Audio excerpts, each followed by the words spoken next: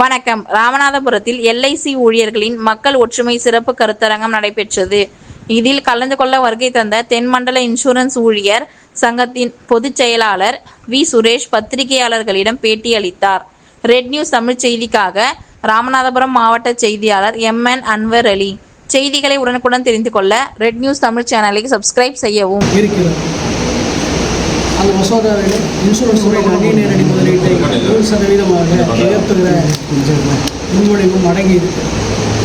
அகில இந்திய இன்சூரன்ஸ் ஊழியர் சங்கத்தை பொறுத்தவரை மத்திய அரசாங்கம் உத்தேசித்திருக்கிற இந்த முன்மொழிவு என்பது மக்கள் சேமிப்புக்கு குந்தகம் விளைவிக்கக்கூடியது, நாட்டுக்கு எதிரானது என்பதோடு இது உடனடியாக திரும்பப்பட வேண்டும் என்று நாங்கள் வலியுறுத்துகிறோம்.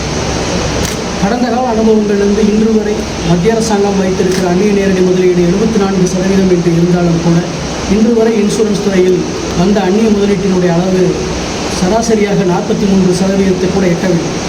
அப்படி இருக்கிற போது 100% அந்நிய நேரடி முதலீடு உயர்வு என்பது பொதுத்துறை எல்ஐசி நிறுவனத்தை பாதிக்கக்கூடிய அம்சமாக இன்சூரன்ஸ் துறையை சீரழிக்கக்கூடிய நடவடிக்கையாக இருக்கும் என்பதைத்தான் அகில இந்திய இன்சூரன்ஸ் ஊழியர் சங்கம் பார்க்கிறது.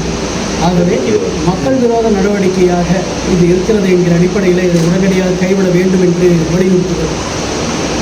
இன்சூரன்ஸ் துறையினுடைய மக்களுடைய சேமிப்பை பலப்படுத்துகிற வகையில் இன்சூரன்ஸ் பிரீமியங்களுக்கு கூடுதலாக வரிச்சலுகை என்பது கொடுக்கப்பட வேண்டும். பொதுத்துறை எல்ஐசி நிறுவனத்தை பலப்படுத்துகிற நடவடிக்கையை மேற்கொள்ள வேண்டும் என்பதையும் சேர்த்து நாங்கள் வலியுறுத்துகிறோம். மேலும் பொதுத்துறை பொது காப்பீட்டு நிறுவனங்கள் 4 நிறுவனங்கள் இருக்கின்றன. அவை சிறப்பாக செயல்பட்டு கொண்டிருக்கின்றன.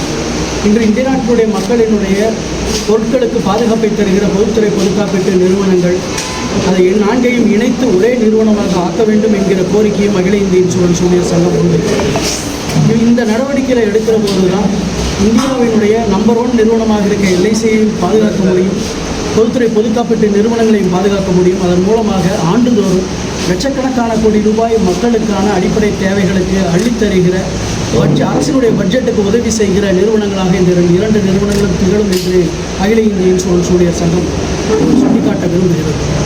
அந்த அடிப்படையில் ஒருவேளை மத்திய அரசாங்கம் இந்த கோரிக்கையை ஏற்காமல் உடனடியாக இந்த மசோதாவை கொண்டு வந்தது என்று சொன்னால், மசோதாவை நிறைவேற்றியவுடன் வெளிநடப்பு வேலை நிறுத்தத்திற்கான முடிவினை நாங்கள் ஏற்கனவே எடுத்திருக்கிறோம்.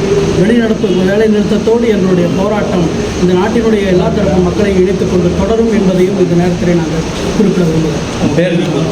வி. சுரேஷ், பொதுச் செயலாளர், தென்மண்டல இன்சூரன்ஸ் ஊழியர்.